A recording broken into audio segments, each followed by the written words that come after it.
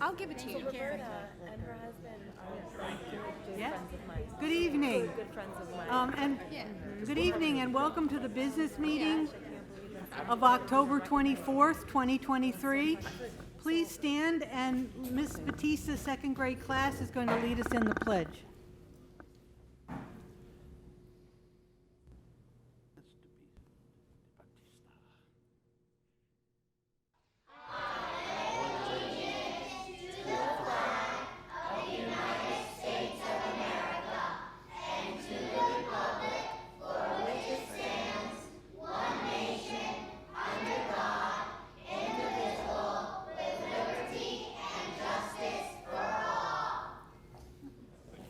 Yeah.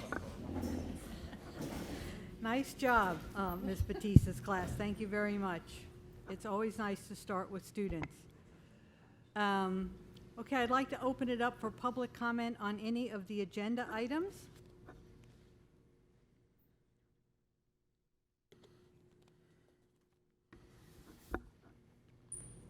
Good evening, Joe Ferraro, taxpayer and a parent and a former board member. And I would like to just ask the question, which you don't have to answer, but you probably will. I had noticed that in the agenda is the adoption of the goals for the district. And from a previous meeting, there was discussion about the board goals being part of those goals. I do not see them there. I was just wondering if they were going to be part of those goals, or they're going to be their own separate goals. We are not finished with them. We were going to have the discussion tonight, and then we will add them. They will be part of that document. Thank you.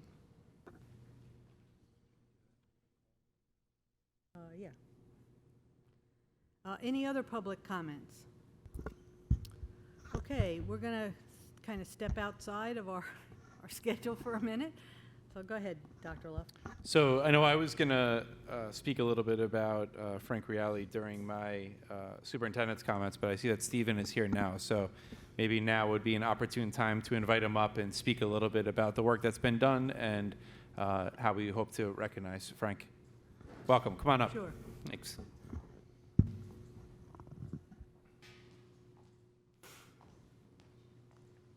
Thank you so much, Dr. Luft. Hi, I'm Stephen Velichko, former student, active community member, and taxpayer. But here today for a special purpose regarding Frank Reale. A lot of people in the community remember him fondly. Sadly, he passed away from COVID. He was epic in our community just with his participation. And more than anything, the amount of impact that he had on a lot of young people's lives throughout decades, literal decades. So a lot of people in the community really didn't have a chance to mourn his passing.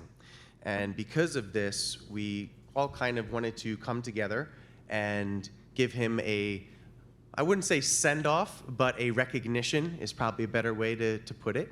So Mr. Kurt Worrell, Dan Mahoney worked very hard on a very special recognition award or memorial award that could look very fantastic in the TV studio, which affectionately has been called Studio 116. And the idea is to do a memorial there, a plaque, and I'm going to pull up what was organized and decided on the literature to be there. Here we go. Okay. So the idea is to have a plaque with an image of Frank Reale, and below it, naming the studio, Studio 116. It's in rooms 116. So Studio 116, established 2023, dedicated in honor of Mr. Frank Reale, who served the students of Putnam Valley Schools for over 30 years, known best for his sense of humor, creative energy, and kindness. Frank worked tirelessly to build lasting relationships with students, colleagues, and our community. Passionate for media arts and a vision of what could be, Frank led the formation of Studio 116 from design to completion. Frank's spirit, selflessness, and service are evident in Studio 116's mission to educate students on how to effectively use media and technology to communicate complex ideas and how to responsibly tell our stories. So the idea is to have that inscription below an image of him in the TV studio in a very nice place that can overlook the whole studio, which is fitting since some of you may remember he started the TV studio originally in the middle school, PVTV, so it's had a very long journey. And so that is the main goal, to have that plaque done immediately, because at this point, Frank passed away in 2020 from COVID, so we're hoping that we can move the ball quickly on that. And a lot of us were talking in the community and said, we kind of want to do more than one thing. So the idea was to, rather than do multiple wonderful but smaller functions separately, the idea was to do everything kind of cohesively, working together as a team. So in addition to that main plaque in the TV studio, the Putnam Valley Federation of Teachers have expressed interest through Mr. Ryan Odell. He recently sent a message basically saying that the Federation of Teachers Executive Committee had appointed Kurt Worrell to serve as a liaison for the teachers as it relates to Frank Reality's recognition. Kurt will take the lead to help develop an appropriate language for this new Putnam Valley Federation of Teachers Frank Reality Memorial Scholarship that we hope to give to a graduating senior this year. It is our hope that Dan Mahoney will also be very involved in this, as we have been in communication about all of this since Frank's passing. There's some discussion about a potential plaque that we have discussed with Kurt, some options for the PVFT. We'll have donations to help make it a reality. So the idea is to have a scholarship motivated towards furthering the education for those interested in media and arts in college.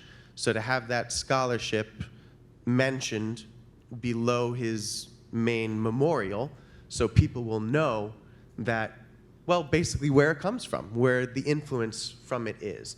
So to have them together, rather than have one thing one place, another thing another place, kind of have everything cohesive to tell one story.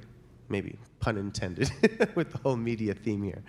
But after all of this, a lot of you know, Frank created the Peers Influence Peers Partnership. And this year marks 30 years, 30th anniversary this year. So it's really made an impact on the community. And for those that don't know, Peers is a non-for-profit corporation, production company that produces original pieces of documentary, short films, public service announcements. Every year we speak with students in the community to ask what are issues going on that no one is talking about, whether it's alcohol abuse, domestic abuse, substance abuse, bullying, autism awareness. The list goes on and on for the amounts of issues that we've brought attention to throughout the years. And anyways, Frank had started this group, and every year the officers of the organization teach the young folks how to produce these original works through media, through film, through operating cameras, setting up lights, sound, directing, acting, writing, producing, everything. From nuts to bolts, we teach the students how to do everything, which is a very unique program. And Frank had started this, and this year marks 30 years that it's in existence. So trying to work all together at the 30th anniversary this year, which I believe we have our date marked for May 11th. It's a Saturday. The idea is to hopefully have all of these memorial plaques done already here in the school, because we want those done as soon as possible since he passed in 2020. But the idea is we can use the Peers Premiere for those who knew Frank that may not be as involved in Putnam Valley Central School District so much anymore, or maybe they graduated and moved on. Use that as a springboard to bring awareness to the wonderful memorial that we're working on here. This way, all those can appreciate it not just people that are still here in the building. We want to make sure everyone can know about it. So that is what we've been working on in a nutshell. And one, it's in the building, so obviously everyone has to be okay with it and on board with it. And I'm a little unfamiliar myself about the process for the memorial plaques that are around, the property. So I was curious, is there any wiggle room or flexibility for contribution towards the cost of the plaque? So, thank you very much. So I'll provide some context regarding sort of how we ended up here and where we're going. So I've been part of these conversations from the beginning. I also knew Frank first as a student, basketball coach, and a teacher of mine, and I was there in the middle school when he started the Peers program. So certainly my awareness of him as a student goes way back to my time here in Putnam Valley, and now obviously I have the opportunity to help recognize all of that as the superintendent of schools. So what we really need to do is the plaque itself needs to be privately funded, right? The district can't contribute to that. And we have a fairly large group of individuals that have already expressed interest in terms of private contributions. So some at this table as well. So what we need to do is we'll privately fund the plaque. As soon as we get the funding together and purchase the plaque, we can do that. What will need to happen next is we'll bring the plaque back to a board meeting, and the board, hopefully this one, will accept that as a donation to the school district, right? So we can present the plaque, we can have read through it again, and make that as the official board acceptance of the plaque. Once the board accepts the donation, then we can mount it in the room and get that part done. Obviously, the Education Foundation, the Putnam Valley Federation of Teachers and the Scholarship Fund, there's a separate protocol for that. They're aware of that, so that's something, as soon as they have the funding for that, we could certainly get that pushed through and ready for the end of this school year. So those are the two things that we can make happen simultaneously through those two paths. And then I think it's a fabulous idea during the Peers premiere to again recognize, we'll take the plaque off the wall, we'll bring it up, and have everyone have an opportunity to see it. And again, as a group, recognize Frank's contributions to Putnam Valley and to the Peers program. Sound like a plan? Sounds good to me. Sound good to you guys? It does, Stephen, though it was beautifully written. Whoever did the verbiage was really lovely. But it seems like a lot for a plaque. Like how big is this plaque? Well, considering, definitely we have a lot of people privately interested in making donations, but it's a rather large plaque. We're going to be using a nice photo of him that his family had approved, obviously. We want to be respectful to everybody, but it's probably, I would say, this big. Oh, that's not. Yeah. That's nice. That's a nice size. And the idea is, a lot of people here knew Frank, but we want to introduce him to future generations as well. Basically, if it wasn't for his work and the continued work of Dan, thank you, Dan, the TV studio wouldn't be here today. And a lot of students' interests and pursuits towards media after high school. So we want to keep that alive for future generations. Yeah, in the description we have the proposed plaque, 8x12 cast bronze dedication plaque. So 8x12. Okay. That's not that big. Okay. Beautifully done. That's the plan. It's good to have a plan. Stephen, Buck is aware. Buck's Yes. aware. He's on board of all this? Absolutely. Okay, good. Yeah, and I'm so rude. Do you guys have questions? I'm just here babbling away. No. Mr. Mello's aware? Yes. Okay. Great, Stephen. Great. Yeah, All thank right, you well- very much. Thank you. Thank you all. Thank Thank you you very for your much. Thanks for work. coming. Thank you for your time. Yeah, thank you. Leaving my marks places. I do want to recognize, I know he'll never stand in front of the camera as opposed to behind it, but I do know that Dan has been instrumental in putting this all together for Frank, and I do know that Frank was very much of a mentor to Dan, and probably the reason why he got into the profession he did, having known Frank for a long time. So I do want to recognize Dan's contributions to this, and certainly thank Frank for developing Dan into the man he is today.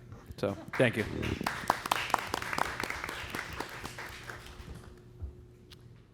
Okay, so we're now going to go to the consent agenda. Item number 1, please. Resolved to approve the consent agenda, items 2 through 12, is presented to the board at this meeting. Second. Questions or comments?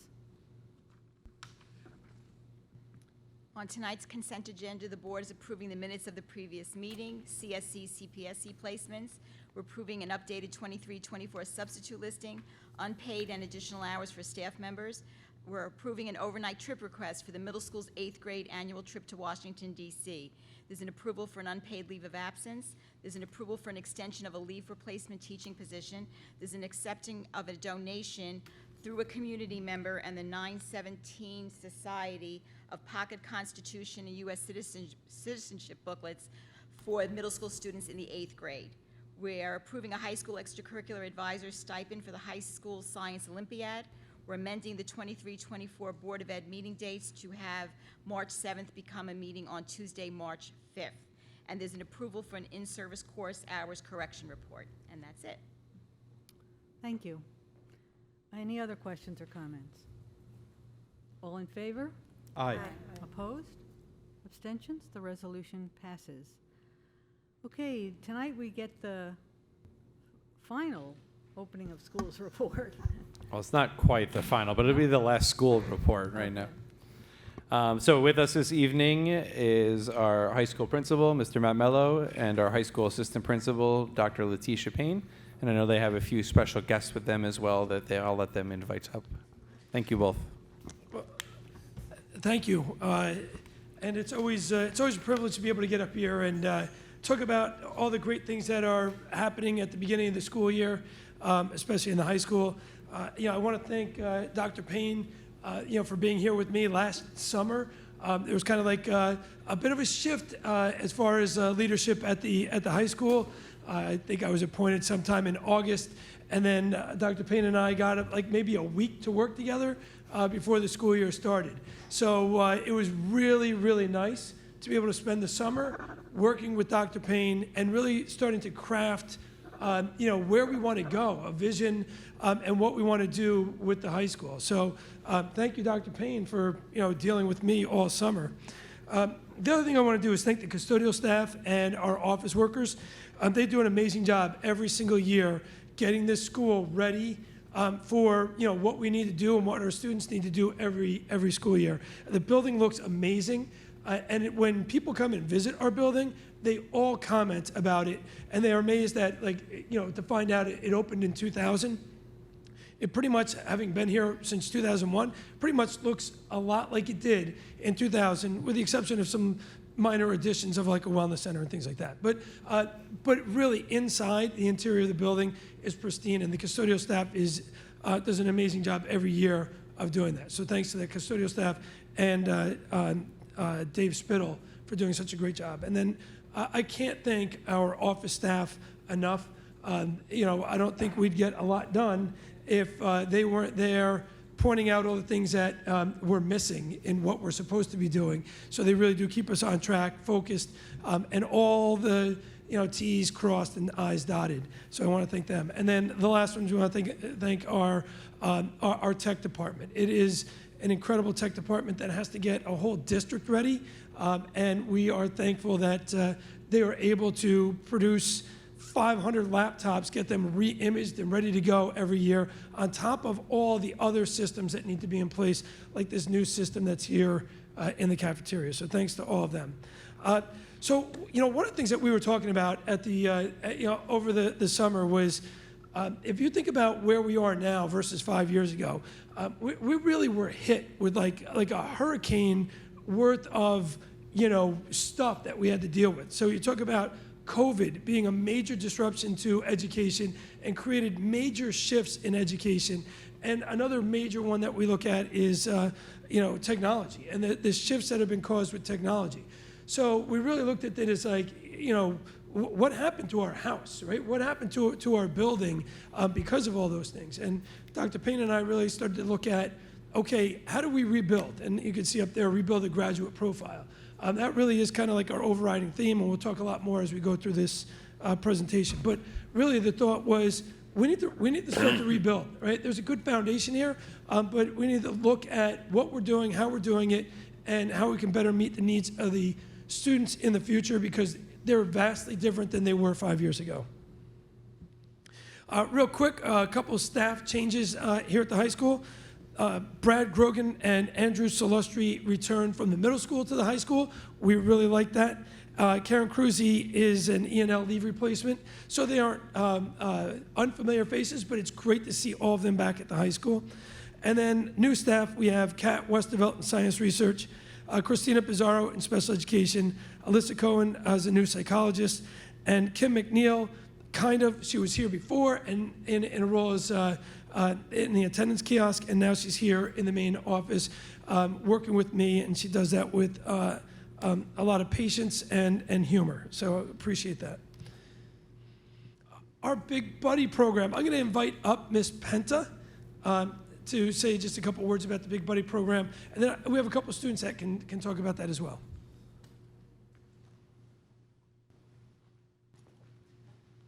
And Miss DeSiena, I didn't see her like in the back there. Hi, everybody. I'm glad to be here tonight. I think the last time I went to a Board of Ed meeting may have been 20-something years ago when I got tenure. But just piggybacking off of something that Matt was saying, that I feel so proud to be part of the Putnam Valley School community. I mean that sincerely. It's a wonderful place to work. We have amazing students and staff. It was so exciting 20-plus years ago to be hired here.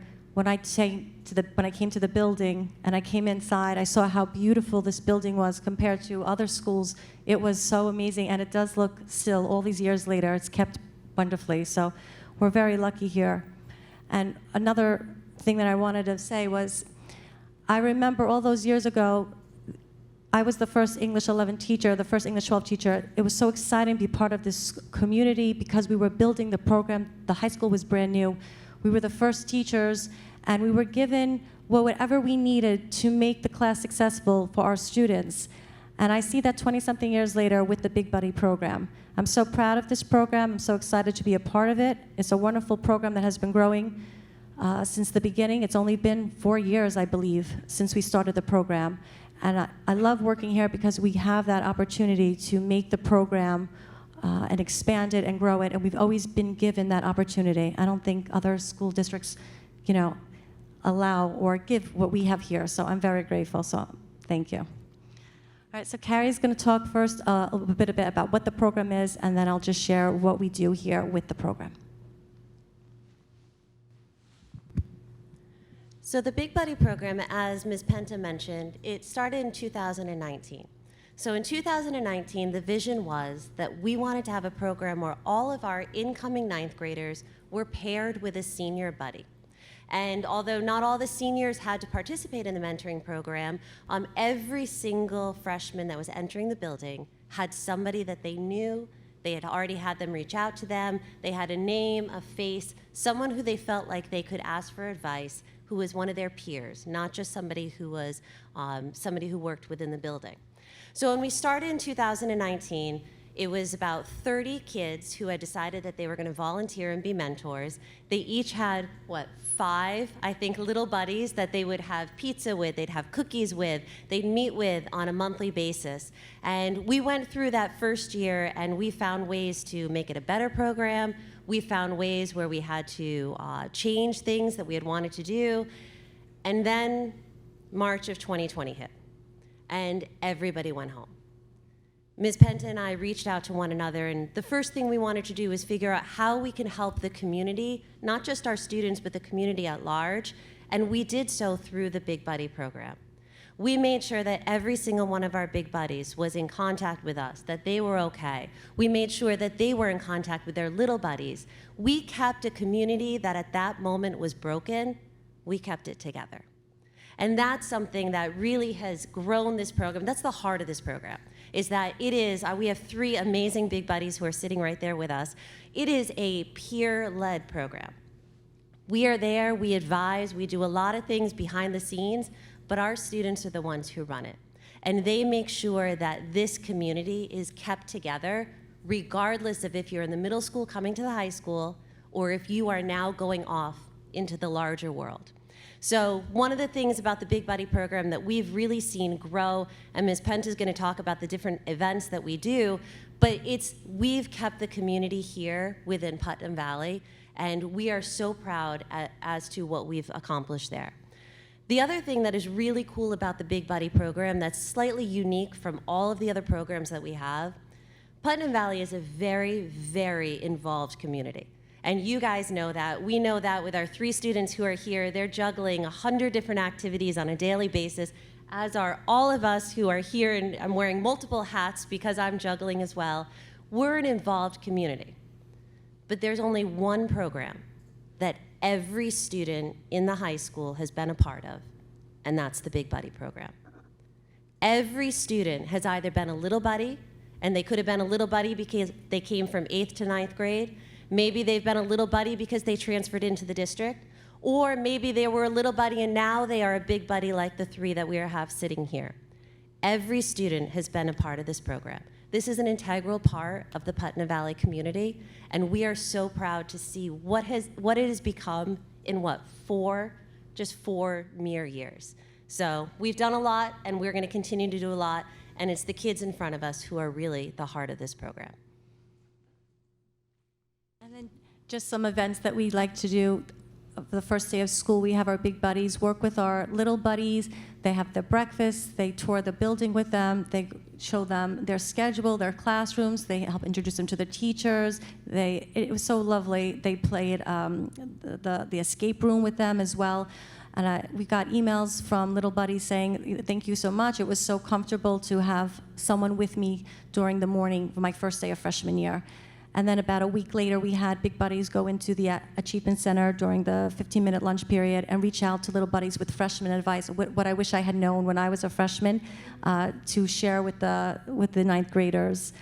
We also do pizza parties at Thanksgiving time, a week before Thanksgiving, as a way to connect, get to know the little and big buddies. We also do holiday postcards where they send out right before the holidays a nice surprise that the little buddies, the freshmen, will get in the mail. And then we also do the orientation night. I was so proud of the great job that the kids did.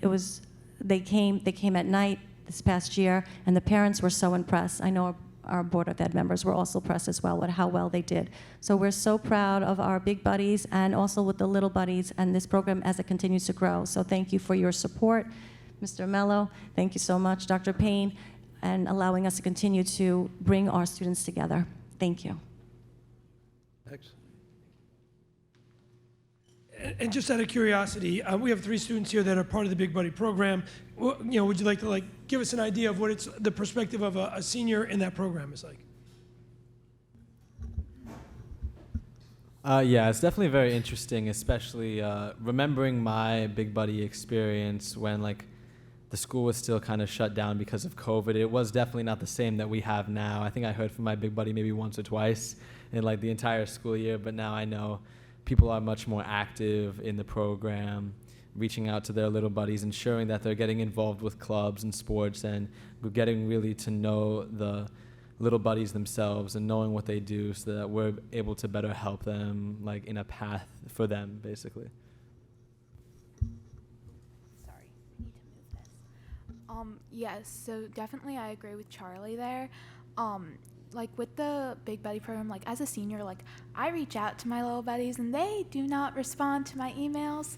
But when I see them in the hallway, they'll say hi, I'll say hi. And personally, I'll send them a ton of information about different clubs.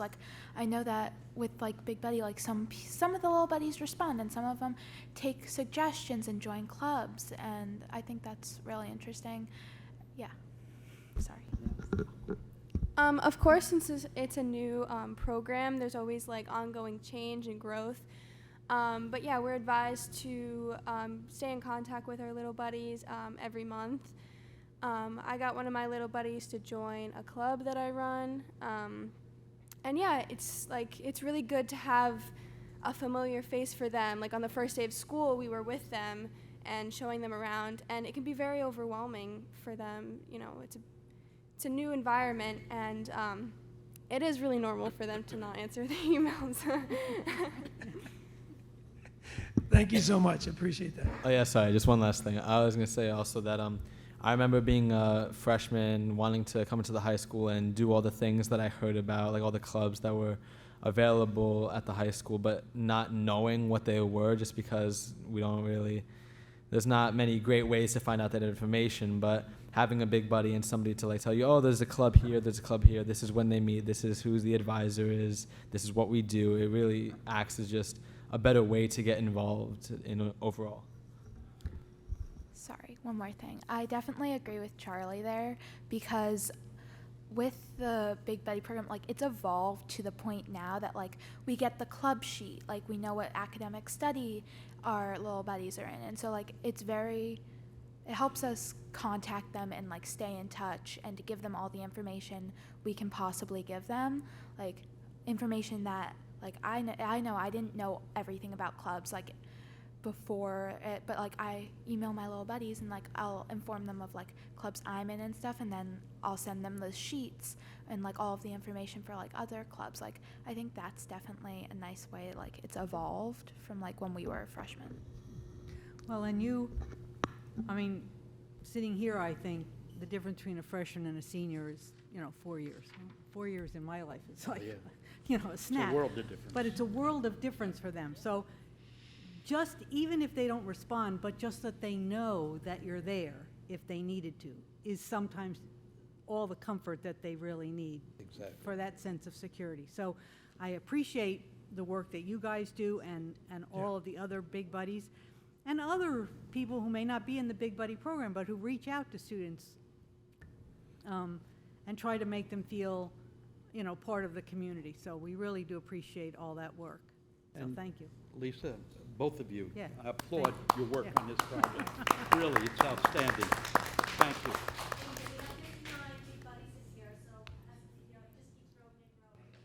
That's great. Excellent. Yeah, you'll notice one of our theme for the year is really building community, and that Big Buddy program goes a long way in setting a tone for freshmen coming into the building and their parents and their families to know that there are connections that they're making right away when they get here. All right, so we'll slow it right down with some enrollment data right now. I know this is a more riveting part of the presentation. I'm not going to go over all of this right here, but you can see this one gives a breakdown, kind of like of the different groups that are here in the high school. The one note that I want to point out is our Hispanic population. And you see that basically our Hispanic population makes up 26% of the high school now. Over a quarter of the high school is our Hispanic population. And Dr. Payne will talk later in the presentation about some of the things that we're doing to better meet the needs of those students and their families. I think if you go back like 6 years, we had about a 15 or 16% Hispanic population. So you can see that that's grown dramatically in the last couple of years. The other thing that we'll look at here is our 5-year enrollment numbers. And one of the things that you're also going to notice here is that in 2019, 2020, there were 573 students in the high school, and in 2023, 2024, there are 500 students in the high school. So we've seen a major decrease. I can say this, the street that I live on, 48 houses on that street. As of 3 years ago, we have 24 less families with students in the high school. So 5 years ago, 3-4 years ago, there were 25 more houses that had students in the school district that we don't have. Those families, their children have all graduated and moved on. So I think that's one of those issues. We have families like me that are hanging on, not moving out, and allowing younger or newer families to move into the district. So I think you're seeing that a lot in Putnam Valley. I'm sure, Sam, you've noticed that as well.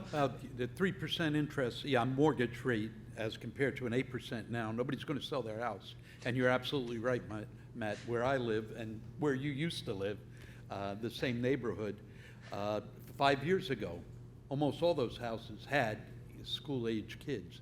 There's only 2 now with school-age kids there. And matter of fact, one of them was the house you lived in. the house I grew up. Yeah, hopefully people aren't too scared that fact that Sam and I lived in the same neighborhood. But yeah, that goes back a long time.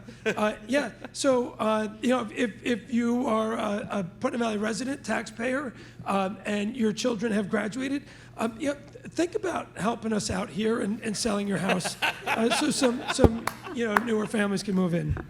All right, I'll pass it over. A little shorter. Tippy toe. No, it's all good. Does it go down? So BOCES enrollment. So one of the things that you will notice between 2022 and 2023 school year and 2023-2024 school year, this is a bit of an increase in enrollment. So we went from 60 students to about 7 more students that enrolled. And one of the increases have been, highest enrollment is in the culinary students that have been enrolled, cosmetology, sports management, law enforcement, and microcomputers. Our students in our 1211 program are, there's about 5 students that have enrolled in the Tilly program. So we've had a bit of an enrollment in our BOCES program, and we are encouraged. We love seeing our students go out there. They're having a really good time going to these programs, and they come back, overjoyed with what they're experiencing in their program. So it's not just what they're experiencing here at Putnam Valley, but what they experience in their career and technical education. If I can just interject very quickly, Matt, a couple of issues ago of your Mellow World, you did a little thing on culinary arts, and I thought that was outstanding. If you could do one a month or one every 2 months on a particular career avenue that the Tech Center offers, let's say cosmetology or auto mechanics or something like that, and just a little blurb like you did in your Mellow World. I think that's outstanding, and it gets the message to those parents and those students who might look at that as a future career that, hey, yeah, the school supports that as well. And I was very appreciative to see that culinary arts blurb that you had put in. Thank you. Thank you.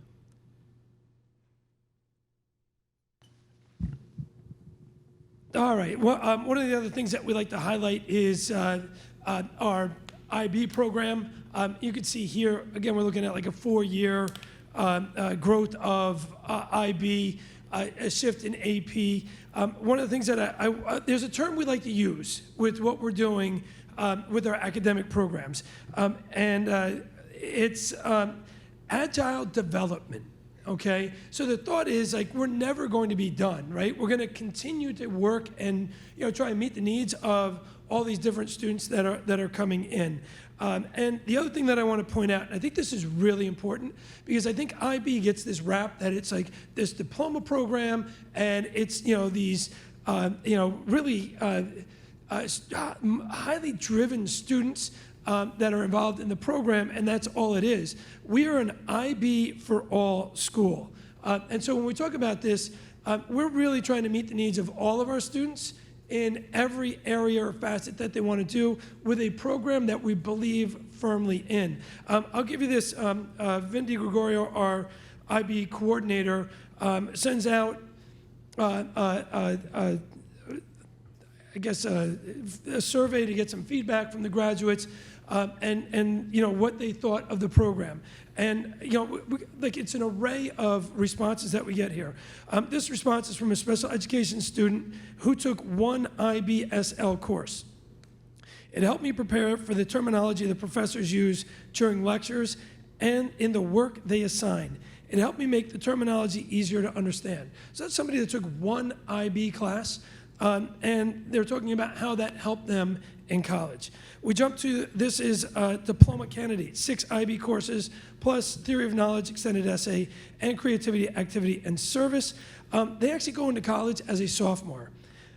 For students, get through IB. You'll feel so good when it's over, and it'll help your college transcript a lot.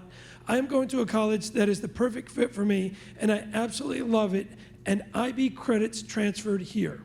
They're a freshman, it's their first year in college, and they're in there as a sophomore. This is a student that took 4 IB courses. Even though it wasn't fun, Yes, it was. The benefits of going through it were all worth it. It prepared me for college by helping me gain college credit and forcing me to work on my study habits, critical thinking, and writing skills. This is a student that took 2 IB courses. I think it's a great program to help students transition from high school learning to college learning. It takes us beyond the surface and it really makes us look into the deeper meaning of what we are learning.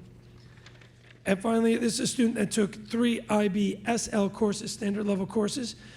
It has helped me a lot with writing papers. Also, being part of the IB program has helped me have an easy transition with handling the workload of classes and practice. It helped me develop a good balance between classes and practice and also studying, getting all my homework done. I feel the IB program helped me be prepared for college. So it's not just about the students going through the diploma program, but it's students that are getting all this other access, information, and skills needed to be successful in college. I'll throw out there, we have another student that took 6 IB courses, and they got 30 college credits at the University of Tampa. So in essence, they're going in as a sophomore, even though they weren't a diploma candidate. So we're encouraging everybody to take IB courses at the school, not just because of what it can do to gain college credit when you get to college, but also in all the other aspects that it has with a focus on writing and balancing a level. We have students right here, 2 of which are in the IB diploma program, and that's Charles and Kira, and then Reese, who is taking a whole slate of IB courses as well. Just curious to see what your impressions are of the IB program right now. So I think the the IB diploma program is very interesting because it's very almost a 180 to what we were used to when taking AP courses in our freshman year and sophomore year, because I don't think we were prepared well for the transition that would be made in junior and senior year. But the program itself, I think, has been very beneficial because something that the program puts a lot of emphasis on is the idea of reflecting on your own work, which is work on a topic that you researched based off of your choices. It follows a lot of your own interests that you get to choose, and the reflection of those interests allows you to have stronger beliefs and be more open to exploring new ideas in your research that I wasn't as often exposed to previously before taking those courses. Thank you. Definitely agreeing with Charlie here. The IB has prepared us in a different way. Like, AP classes are harder than regular classes, obviously, but like they're so different from the IB courses. Like, as one of the candidates, like through the EE, the extended essay, like we've learned so many research skills that we can put into our other classes. And even in our other classes with IAs, we've gained different knowledge like we would not have known, like we wouldn't have learned the same way. And like with IB, everything is about reflecting. Like with CAS, Creativity Activity Service, like everything's about reflecting on what you do and gaining like experience and like helping the community and stuff. And like I think that definitely has helped, like is very beneficial for, at least for me. Thanks, Kira. So I am not an IB diploma candidate, but that's just an example of how you can still succeed. Well, of course, but with IB not being a diploma candidate, so I take 4 IB classes. And personally for me, for my career, I want to go into film, so it's not academic. But yeah, I love like our IB film program. That's just amazing, and we're so privileged to have that program and have all these classes that are really great and really help us to dig 5 layers deep. Is that what it is? Into like the IB mindset, and it's extremely beneficial. And yeah, you definitely don't need to be an IB diploma candidate to succeed. And yeah, I really love the program, and I don't know how these people, the candidates, because they they do it and then they also do sports and they work. I don't understand how they balance that, but you know, that group of students, they're all exceptionally intelligent and they're gonna turn out to be great people. I mean, they are great people, but in the real world, they're set up so well because of this program. Thank you very much. Definitely, like, similar to what Reese had said about film, it definitely forces you to, in a way, go outside of your comfort zone. At least for me personally, like, with the, like, I suppose it's, like, considered the arts part of it. It's one of the classes you are required to take, and it's either, I believe, music, art, film, or computer science, I believe. I don't know if computer science. Now it's dance? Right. Okay, now it's IB dance, sorry. It, like, forced me to pick, like, something that I'm in art, and I've never taken an art class in high school before last year, and it, like, forces you to, like, really dig deep and, like, figure out, like, that, like, at least in art, like, you don't have to be good at it. You just have to be able to connect everything. And I think that's definitely a different perspective that, like, I haven't seen in other classes. Am I understanding correctly? One of the things that I got a sense from watching IB presentations and whatever, that was a huge change for me. Now, I know it's been a long time since I was in high school, but even from when my children were in high school, everything in their classes seemed top-down, teacher-directed. And IB seemed to give the students choice and a sense of their personal responsibility in the learning, not just, you know, learn this because it's going to be on the test, and don't worry about that because it's not going to be on the test. It doesn't matter that you're interested in it. It's not going to be on the test. You know what I mean? So, I mean, like, is that not a part of it, or is that also a part of the piece of this? I think you're spot on there. Like, I think something, like, I think AP specifically, just in like a comparison in honors level classes that aren't IB, they're more about content based. You're supposed to learn the content. You're supposed, like, take a history class, for example. In AP European history, something that I think all of us took is you're learning the history, right? Which obviously is pretty important, and so you're learning it for the test. Whereas a class that we're all taking now, IB History of the Americas, right? IB World Topics, sorry. IB World Topics changed. We're learning how to be better historians through the content. The main focal point isn't the content itself, but how we can explore that content for ourselves. And right now, we're actually working on our history IAs, which are, I think, are 20% of our overall grade, something like that. And we got to choose our own topic. So there are some people writing about World War II, and I'm writing about the Harlem Renaissance. So there's so much variety and so much choice that you have as the student. So yeah, I think you're 100% right with that statement. I definitely agree that definitely with like other classes like we've taken in the past, it's been teachers teaching you what's going to be on the test. But in like an example could be physics, because it was a one-year course last year. Our teacher taught us the concept. He taught us all of it, and then gave us like IB standard problems, which range in just applications. It's not just like plugging things into a formula. It's maybe looking through it, like interpreting it differently to solve things. That's like an example in a more mathy type way, but like especially and like with the IA in physics, last year we were able to pick our own topic, and it could be something we didn't do in class. I did something on solar power, and we didn't do it in class, and I was able to figure out using like the material that we were given and like concepts we had learned in class, I figured it out. And like with what Charles was saying about the history IA, like we picked our topic, and like everyone's doing something so different because it's what they're interested in. And I feel like that's a big part of IB is like not like the test could have anything on it. And so you aren't like the teachers aren't teaching you and telling you exactly what you're going to see. They're telling you everything. and whatever's on the test is on the test, and like trying to prepare you, if that makes sense. Good, thank you. Thank you so much. You guys do an amazing job of articulating really what the program is all about. And I think that, when you talk about inquiry, student choice, right? They get to come up with their own questions that they're going to go and research, and then reflection are really the heart of, when we talk about the IB program. So that was awesome.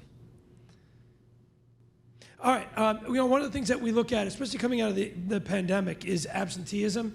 We really want to make sure we're staying on top of this and reaching out to families earlier to get an idea of why, students, and we're talking chronic absenteeism, and so looking at data from last year, we could definitely see that we had more students missing more school than we had prior to the pandemic.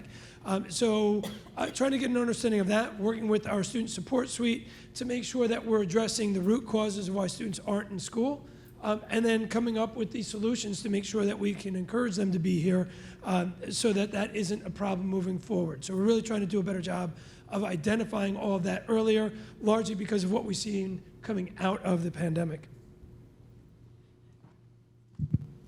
And then from absenteeism, we looked at cell phone usage, and we realized that it wasn't just a Putnam Valley issue, but a national concern. And then we said at the beginning of the school year, we had to look at how we were going to address that concern, here at Putnam Valley. And we said we understood that overall there was a overusage of cell phones, within the classroom, just within our lives. I'm sure that you have seen it within your own households, within, the school building, conversations that you've had with, teachers may be calling home, and we wanted to understand that cell phone usage contributed to some of the negative issues with mental health issues as it related to social emotional, academic, as well as behavioral issues. So how do we address it? We came up with classroom, school-wide guidelines for our classrooms, and we came up with those guidelines, and we had positive results. We had students as well as teachers coming back to us and saying that we have seen over the last 2 months that, the usage of cell phone use within the classroom has reduced, and students engaged in classroom activities in terms of learning and engaging has improved, as well as, teachers have discernment about when cell phones are used to encourage the learning that happens in classroom. I happen to be in a Mandarin classroom where they use the cell phones to use what's called pleco, where they use it to help them to determine the characters and the language within the Mandarin classroom. So they use it for learning versus using it to communicate with one another. So we have reduced some of the cell phone usage within the classroom by having our school-wide guidelines. All right, and I won't belabor the IB, point. We will have an IB information night for parents in the beginning of December, so look for that. I don't remember the exact date. But new courses, and again, this is about trying to make sure that we're catering to the needs of all our students. IB Dance was brought in this year, and you can see a couple pictures up there. They're using the PAC as their classroom, which is really, really cool. IB Business Management, well, we notice that we have a lot of students that go off to college and they go into the business world or business majors when they go to college. So we added IB Business Management this year. And Intro to Computer Science Python through Siena College. Another way for students to earn college credit through a college course, and that was Keith Fiore that brought that new course in. And keep in mind, what we're trying to do is get an understanding for our students, what their needs are, and we're trying to meet the needs of every single one of our students. And we have new students in the building this year. For the first time ever, we have Garrison students coming to Putnam Valley. We have 2 freshmen and 1 senior here this year. November 15th, we will have another 8th grade presentation, orientation for the students from 9:30 to 11:30 during the school day. And then that night, we'll have a parent presentation from 6 to 8 at night. So again, encouraging our neighbors from Garrison to learn more about our building. And I can tell you, after talking to some people in Garrison, the thought is that every year, we're going to start to see more and more Garrison students opting for Putnam Valley because of the wide array of programs and courses that we offer here. So this year, our high school, we are engaging in an in-depth book study for our professional learning. We are looking at the text Grading for Equity, which is a text by Joe Feldman. It is a text that we are breaking down in parts. It has different segments of the text, and you can see the dates outlined, where our teachers and our support staff are engaging in in-depth study and critical thinking about how we do grading. You know, traditional grading is one of the things that we've known since when we were in school versus when we have become teachers and educators and administrators, and how do we do grading? And then looking at the 3 pillars that Mr. Feldman offers that talk about the accuracy of grading, you know, subject mastery, as well as looking at motivation, you know, grading for, not for reward and punishment, but for grading as it is for intrinsic motivation, not just extrinsic motivation. And then looking at bias resistance, making sure that grading is focused mostly on academic and performance. It's not really to say this is how we should do grading, but having an engaging conversation with staff about what is grading, why do we do grading, what is our why when we come up with grading, and you know, just having that conversation and see how we move, how we do grading within our high school community. Some of our grading conversations have extended into our admin team, you know, and we, you know, especially when we talk about, you know, homework and things like that, so we're extending that conversation to K-12, okay? Letitia, is it your entire staff together? Or Our entire high school staff is engaging in that conversation. So we have our guidance department and our school psychologist and social worker engaged in the conversation along with our teaching staff. But I mean, are they in small groups, or is it like all of you in the We all are in our professional learning, and we mix the groups up, so it's not just social studies teachers talking with social studies teachers. We mix them up within our community during our professional learning time during the dates that are described up on the screen. Okay. And so the groups, they're small enough that they... Small enough to have the conversation, and then we open up into a wide group. I've learned how to use what's called Mentimeter so that we can share our ideas and you know, engage in that collective collegial conversation. Nice. So I've also engaged in some conversation around the tax street data. I won't read to you, but you can read what's on the screen. But during our opening day presentation, there were 2 quotes from the tax street data that resonated with our overall vision for the high school. In education, traditional data is often the data that comes to the forefront of the conversation. You know, Regents data, New York State ELA math data, that's our traditional data that comes to the forefront. And yes, that data is important. But but the text says that we must also look at student data. That we also promote the fact that I see you, I believe in you, you are safe to grow and thrive here. I want to hear your voice. So the student voice is also a necessary and important data point. So one of the things that Mr. Mello and I have created here, which I'll talk about in a later slide, is to make sure that we create a student leadership team here within our school community to hear the student voice. So when our Putnam Valley focuses on the child first and foremost, that we consider and take action steps towards moving towards street data. And that we ask ourselves, how do we create a space to hear the student voice? How do we create a space to better understand the student perspective and act upon what we learn from what the students share with us? We heard tonight, you know, the student perspective, and I thought they did a phenomenal job of expressing what IB is. They couldn't do a better job of expressing IB. You know, you can read it on the websites all you want, but I think they did a phenomenal job of expressing how IB really does give students voice and choice, right? And expands their thought perspective in what they're learning. And that's what I heard here tonight, and I commend our students for giving their voice and lending their voice to what they're learning in their classrooms. And I commend their teachers for giving them that expertise to be able to express themselves in that way. So when you look at this next slide, where I'm a Hamilton fan, I don't know anybody else who's a Hamilton fan. I saw it in Disney during the pandemic, but then I saw it on Broadway, and that was a totally different perspective. So, you know, the slogan, talk less, smile more. There is a pedagogy of voice, right? We discover what students think and feel, right? As long as we do the talking, make knowledge deposit into the learner's brain, we are carrying the cognitive load, right? When we lecture, we're carrying the cognitive load. So our teachers, they design lessons where the student voice is at the forefront.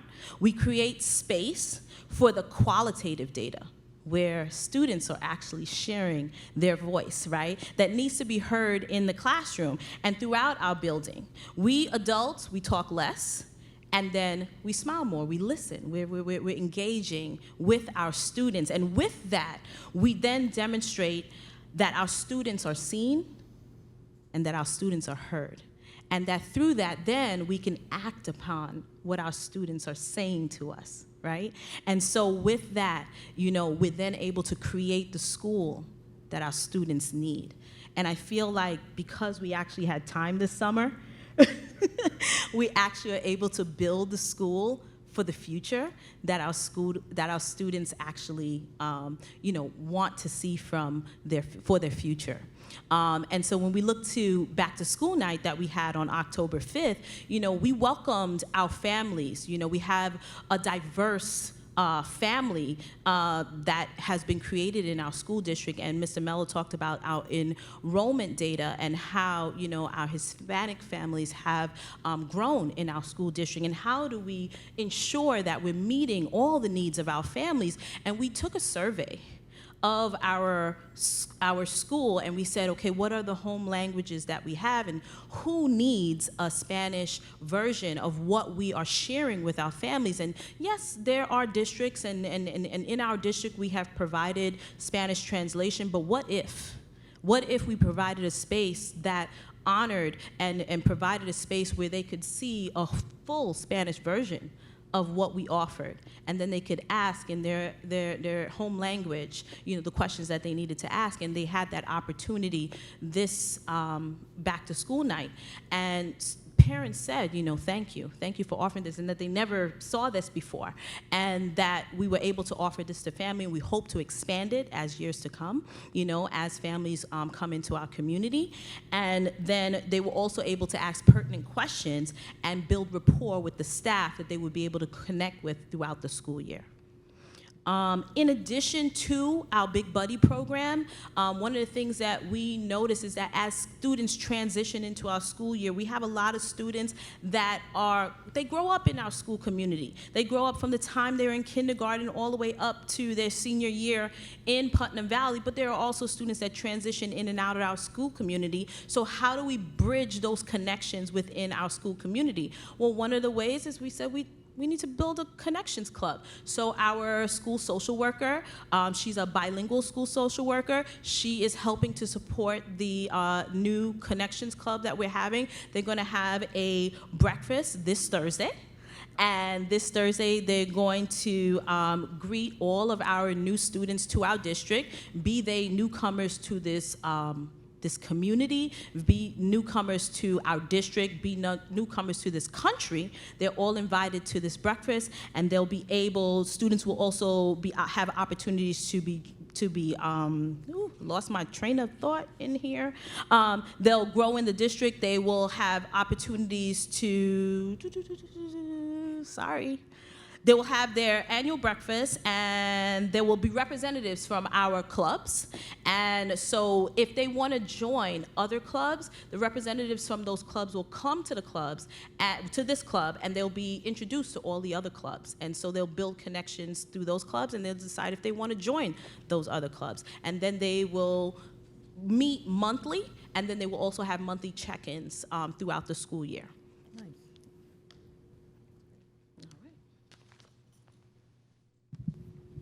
At the beginning of the school year in July, I had the opportunity to go to the National Association of Secondary School Principals conference out in Colorado. And it was probably one of the most profound conferences I've ever been to. We got a lot of information from that conference that I was able to bring back and then sit down with Letitia. If you go and look at the board in my office, you're going to be like, what the heck was going on in that guy's brain? But it really was all this stuff that I was so excited about to come and talk to Letitia, or Dr. Payne about. And we got like the book Grading for Equity kind of came out of that conference. So there are all these things, and we talk about what we looked at was like our kind of like our district slogan, right? Child first and foremost, building a foundation for the future. And we're like, okay, let's look at this and let's think about what we want to do here, in our school. And how do we start to rebuild this educational system in the high school to meet the needs of the students that are going to be graduating in the future? The other thing that we looked at is last year. We had to go and take a look at last year, and I'm going to say this, and I said it to the staff. I don't ever want to lose another teacher to another district, right? We lost 4 teachers from the high school to another district, and there's many different reasons why that happens, but I want to make sure that this is a place that nobody ever wants to leave. That, it's a place that we value everybody, and we value that community. And so it really is what we looked at, and how do we ensure that everybody that's here feels valued in everything that they do every day? How do we support them so they feel valued? How do we give them that voice that Dr. Payne was talking about before? that student voice, the staff voice, and the community voice. And really that's really shaped what we wanted to do, throughout the course of this year with our vision. What we're doing, and I'll talk about it in a second, but we're looking at that graduate profile, right? Last year, the district, we did work on coming up with CORE, Community Opportunity Resiliency and Empowerment, as kind of this mantra that we want our graduates of Putnam Valley School District to focus on and value. And we looked at a question. There's this Dr. Jackson that spoke at this conference, and she brought this 100% of our children will. And that's really what we're looking at this year is what is our 100% of our children will. What is it we're going to come up with? And that's really what we're meeting with all these different groups to develop that idea, that concept of 100% of our children will. So we don't have the finish of that right now, but that is our goal at the end of the year, is to be able to finish that sentence and say 100% of the children, Putnam Valley will ... And the thing that we begin every one of our meetings with is child first and foremost. And what does that mean? And we're taking an in-depth look at what does it mean? We say it all the time. What does it mean? And are we doing it? And, I would love to say we always put the child first and foremost, but there are so many different things that get in the way of putting the child first and foremost. So if we're not doing that, then how do we do it, right? And that's our question to the staff, to the students, and to the community, right? How do we do that? How do we meet that? It's not easy, right? And I'd love to say that this is every child, we don't. And so the goal, what we want to work on is how do we get better at that? So in doing so, Dr. Payne and I, we get creative. We try and come up with a way to give voice to everybody, to value everybody.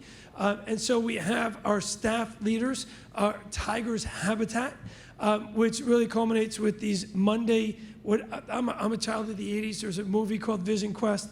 So I think of we're on a vision quest, right? What is our vision? How do we reshape our vision? And how do we better meet the needs of all of our students moving forward? And basically what it is, every Monday, we meet with about 8 staff members, and we throw out these questions. Child first and foremost, are we meeting the needs? What are the challenges for our graduates? I think one of the things that comes out of this that we've heard a couple different times, there are students that might need a different path. Sam, you talk all the time about the technical route for these students. One of the things that we realize is some of these students have to go through 2 years before they get the opportunity to go out to BOCES Technical School to do something that might be what they really want to do. Well, are we serving them the right way by delaying that? Some of those students might have these opportunities or abilities in woodworking or culinary, and we're saying, well, wait, you got to wait 2 years before you're going to be able to be involved in that. Can we do that differently? And that's one of the things that came out of these meetings. Are there things that we can do differently? And those questions come up, and that's what we're going to look at. And my thought is, yeah, let's see if we can do things differently, because not everybody fits into that same mold of all these specific classes that they have to take freshman year, sophomore year. Maybe they fit into a different mold, and let's look at that and let's figure out how to better meet their needs. Child first and foremost. It's not about one child or 10 children. It's about every single child. And so that's really what we're talking about in those meetings. And really what we're trying to do is get that idea from the staff perspective, because it's not just teachers, it's the entire staff that's invited to those meetings. And so let's get their perspective and see what we can do. Yeah, so we get the staff perspective, but then we also have to have the student perspective. So where do we get the student perspective? So we created our Tiger Street. So we got that Tiger's Habitat, then we have our Tiger Street. We reached out to our 8th grade teachers. We reached out to our 9th through 12th grade teachers and said, who are our student leaders? Not just the leaders that are typically volunteering to be leaders, but who do you see as leaders within your classroom, leaders within the school community that might shy away from leadership positions, but do have voice? Who would you recommend? And so we reached out and we did a survey. We asked teachers to recommend students, and we're sure that these probably won't be our only students that we will have, at these meetings, but these are the students that we have, that we're starting with, right? And so we already had our first meeting on October 4th with our students, and they're already lending their perspective. They felt encouraged to share their voice, and they gave us the pros and the cons. Right? They were very honest about what were the positives as well as what they thought should change. And we appreciated that. There were students that I met back when I first started here in the school district, and they weren't afraid to share what they thought, about what they thought should be a part of our school district. And that's what we want. We want to hear their voice. We want to hear what their perspectives are, because we're adults. We know from our vision, from our lens, and we also need to hear from the students, from their lens and from their perspective, how can we do things better, right? And then we also want to train them. Right? So we also invited our social worker, our school psychologist. They're present as well as part of these meetings. And so they will help us to train the students to be peer mediators, as well as to do youth mental health, so that when we are working with other students, they can help us in building the capacity to support students when it comes to mental health, when it comes to dealing with conflicts within the school, and when we have problems within the school, whether it's vandalism, whether it's whatever is happening within our school community, how do we reach and social media, right? Because that's a big thing. How do we reach and teach our students in the right way that will impact them, very well? Because we think that we know, but they may know better because they are living and breathing each other's worlds, right? And so if we have an opportunity to speak with them at the very minimum for 40 minutes, maybe we might get a lens into their world, right? Not when, we're at home and they close their door and they said, don't come into our bedrooms, don't talk to us, all those things. We have now an opportunity to sit down, break bread with them, because, we offer them pizza.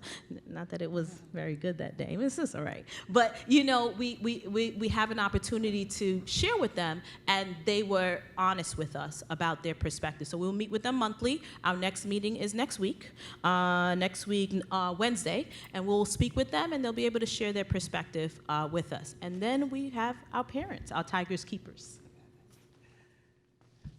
So obviously the other component of this whole look at what we do here in education are the parents. And the parents are an essential voice of understanding, what their child is dealing with at home, and even maybe understanding a little bit differently what their child, needs, wants. And so to be able to bring them in and hear their voice as far as, where they think education is going in the future, is valuable for helping us shape everything that we're going to do or want to do here at the high school. So I have my first principals listening hour tomorrow at 6 o'clock. It's virtual.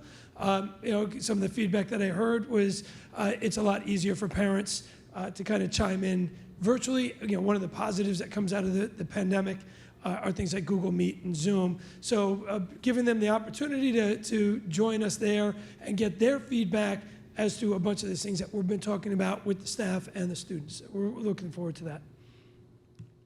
So what will the high school of the future look like? That's really what we're talking about. Understanding that there's been a lot of different changes, and we talked to the staff, and we're like, hey, let's dream, let's create a vision, right? Let's invigorate our community, let's build, but let's figure out where we want to go, because it's not going to stop, right? I mentioned before, that agile development, right?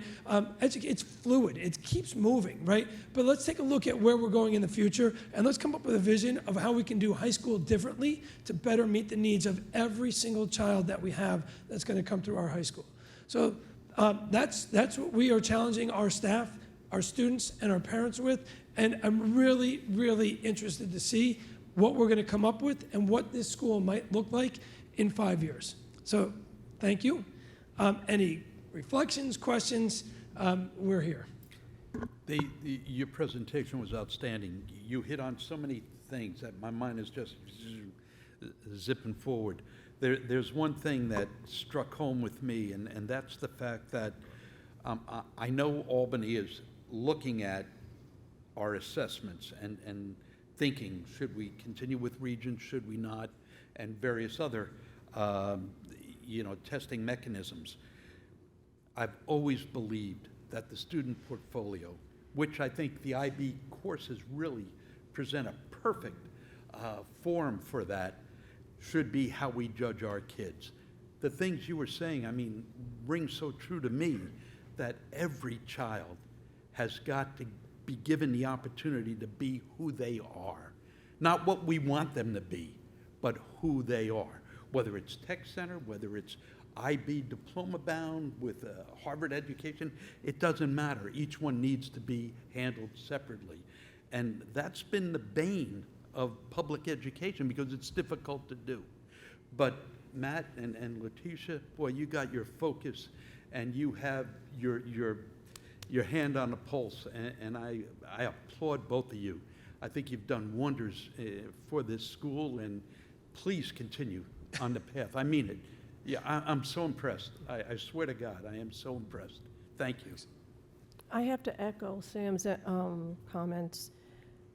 If you are not asking student learners what they want to do, how they want to learn, what do they need from the school, you're doing it in a vacuum.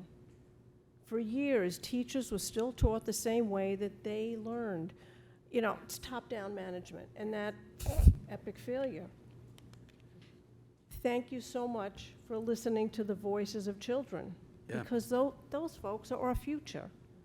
And the great thing that I was listening to, student perspective, AP versus the IB, from somebody who taught, an AP history course, it was brutal.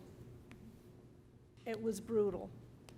And there was, in a history course, is really not a lot of inquiry, at least from what I taught, that students could really ask. It was, a lot of rote memorization. If you're not interested in it, it goes in one ear and out the other. Thank you so much for a wonderful presentation. I do have one question. When it comes to the cell phone policy, do you get a lot of parental pushback? No, actually, maybe there are parents that are like, my child should have access to their phone all the time, but I haven't heard that. The feedback from the parents, I've received several emails had several conversations, especially back to school night. It was all very, very positive. Because you know what, like I'm a parent too, right? Parents are struggling at home with trying to figure out how to manage all of that as well. You know, technology, right, has really presented a lot of positives, but there's also all these other drawbacks. And you know, one of the things that we're seeing is the social emotional well-being, right? The mental health issues that are arising from, you know, cell phone use are greatly on the rise, right? So, you know, we're trying to do something here to try and alleviate that addiction to cell phones and social media and all that. Basically saying for 40 or 80 minutes, we're going to put that aside and, you know, we're going to focus on something else. And I would say it's not a no to cell phone. It's a time management, right? It's a way of helping and supporting them and guiding them through and when to use it and when not to use it. And it's airplane mode. It's not turning your cell phone off, right? So it's really helping them to navigate cell phones. I think we as adults also have to navigate our own cell phones. So that's really what it is helping and supporting the students. So no, we haven't received those phone calls. You know, just listening to the recent data that's been on the news, the teenagers they don't go to sleep till between 12 and 4 a.m. in the morning. And that's ludicrous. You know, as a parent, you need to say, who's paying the bills? Give me that phone. You don't like it? I'm sorry. You don't get a phone. And it's tough love, but I would like to see, you know, just nationwide, better engagement. If you put that phone off and you pay attention. Yeah, absolutely. I mean, you know, I think the thought is, and the message is, hey, be present, right? Like if we're here and we're engaged in a conversation, presentation, whatever it might be, just be present for that, right? And start to develop that and put that distraction away, right? Like be present. You're here for a reason, right? You're here to do something. So I would agree. Yeah. And just to go the other side, I find adults can be just as disrespectful. When I was teaching, if I'd forgotten to turn my phone off and it's ringing in my bag, and the kids are like, well, you have to answer it. And I'm like, no, I don't. No, I know. I don't actually have to answer it. But you have to. No. And I had a fourth grader say to me one time, I said something about it was his birthday. I said, what do you want? He said, I would like my parents to put away their phones. I was like, wow. I mean, that's a powerful statement because I know adults do it just as often as students. So I will say I'm not be a, you know, that new generation of kids doesn't know. No, it's oftentimes the adults. Yeah, I mean, I'm still going to make my TikTok videos. I just don't have to do it right in school. I would like to see one of those. Great. That's hilarious. Really, really great presentation. Thank you so much for highlighting all of the wonderful things that are happening at the high school in such a short time under both of your leadership. So thank you so very much. Congratulations on the Big Buddy program. I am so elated to hear about this, having my own anxiety about having a 9th grader next year and what her experience will be and how I can support her through that. Just knowing that she'll have someone to talk to who's not an adult is a great level of comfort for me as a parent, and I know will be for her as well, because it is overwhelming. Going to middle school was overwhelming, and now going to the high school is also overwhelming. So I think that really helps. So thank you so much, and I'm so glad to see that it's growing and that our seniors are getting this opportunity to be leaders. I think that that's really important, that their voice is also highlighted because we're saying you're the experts of our building. You help our students who are coming in. So I think that that's just so great. Also, congratulations on this newcomer program that you're doing to connect students as they arrive to our country or to our district. It's so wonderful to have that support as well, because again, being a new person, especially if you're new to the culture, new to the language, new to the system, education doesn't look the same way everywhere in the world. And so having that scaffold for them, that support for them, I think is absolutely wonderful. And I love the idea of having clubs present. That's great, because they'll never join a club unless that type of thing happens. So kudos to you for that. And lastly, great work with the IB program. It is such a bear to implement, and there have been so many steps taken to move our community towards this program. One of the things that I've heard in the community is that people are just really unsure as to which colleges will accept those IB credits, And I think that that conversation can really help our community to embrace the IB program a little bit more. One of the concerns is for parents who are counting on AP classes for credit for their children to be able to go to school and for them to be able to financially provide for that. There is a concern that IB is not as accepted in some colleges as AP is. But I think if there's a resource that we already have or that we could create about which schools accept IB credits to really make that clear for parents, I think that that would be a wonderful way to communicate that.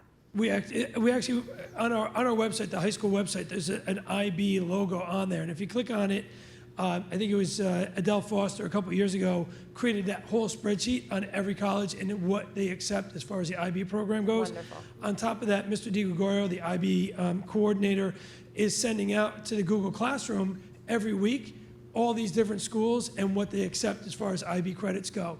So, and I know, I get it, I understand, like, parents want that relief, that financial relief when they get to college.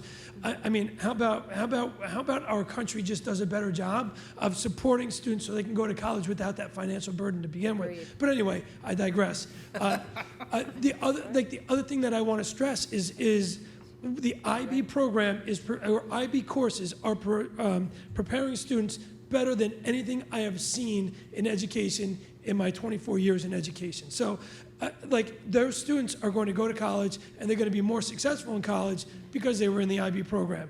And that in and of itself will be a financial relief for parents as well. Not having to repeat courses or things of that nature. Absolutely. I love the quotes that you gave from our students that are now in college that have lived this experience of IB to college and what that looks like. And I think it would be very powerful if we could get students to come back and talk at the IB meetings. That would be very, very powerful for families to see an actual student who's gone through the process to speak to that. So great job. Yeah, thank you. And look, we have several students in college right now that entered their freshman year as sophomores because of the IB program. So it really is truly amazing. That is out there. But again, I don't like to stress that. I like to stress all the other aspects of IB that just, it's the inquiry piece that the students are able to go and choose the topic that they want. There's somebody that in IB history class that is into theater, that's looking at theater and its influence on the French Revolution. Wow. So they're able to look at something that they have an interest in and then apply it to the topic that they're studying. It's really impressive.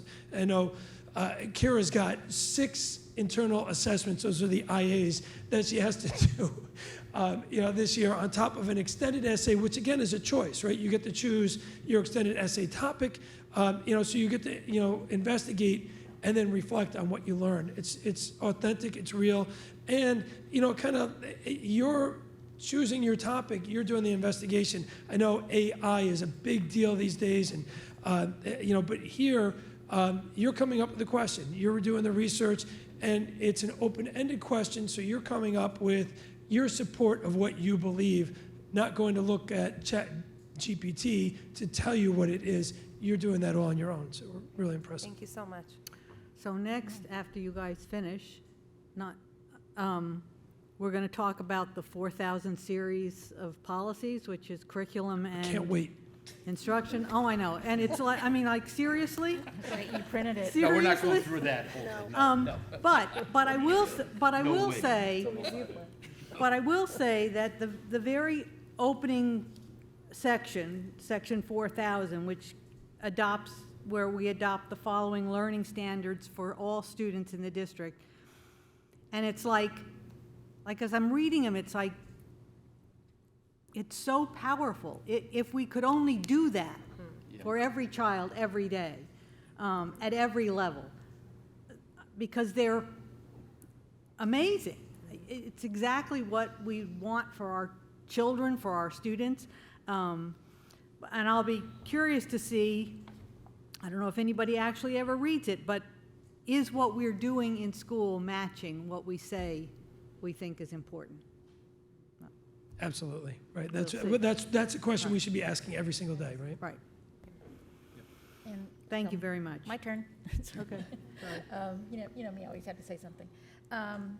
thank you to both of you and to Mrs. Penta and to Carrie for presenting. It's much appreciated. And teachers are always welcome to attend, so please don't make it 20 years. I have a question regarding the BOCES student enrollment. I'm glad to see that the participation is high and all the activities that they're doing. But I did notice that between last year and this year, 9 students, juniors last year, are not participating this year. Any specific reason for that? I mean, great question. I don't know. Great question. And it's something that, we'll look into. I'm just curious if it's scheduling or if it's something else, so. Thank you. I wish I could sit here and tell you, oh, it's because of this. I don't have the answer. And each one of them is probably a little different, right? Right. Yeah. Okay, thank you. And I'm just curious, just for my own knowledge, the race enrollment data, is that self-reported or is that reported, is that data that we get from the district? We get that from the district. Okay, great, thank you. You're welcome. Great job. Thanks. Thank you. All right. Well, now you have me last, sorry. First of all, thank you both for coming here this evening, and I do want to thank Carrie and Lisa as well for coming to present. I had a fact checked when you said it was last August when you were offered the job. It's kind of hard to believe. It feels like it was so much longer than, literally just beginning your second year. And that conversation I had with you, and like you said, late August, I'll never forget what you told me when I asked if you were interested, and you had responded that you were all in. And I think what we saw here this evening is the outcome of you guys being all in the work you've been able to accomplish at the high school.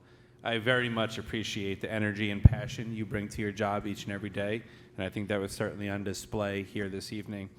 I appreciate you taking the time to empower your students and staff and parents to be part of these conversations and to have a say in what it means to be the community we are here in Putnam Valley. So, and I also wanted to recognize our student speakers, our board reps, who spoke so passionately about several different topics, including the Big Buddy program and the IB program.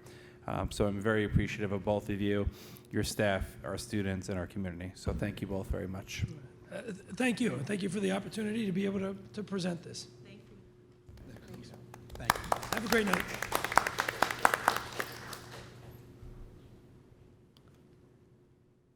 Okay. Page 1. No. It's only 80 pages, Sam. It'll go quick. No. Okay, so We've read this. We We ha- know it. We've reviewed it.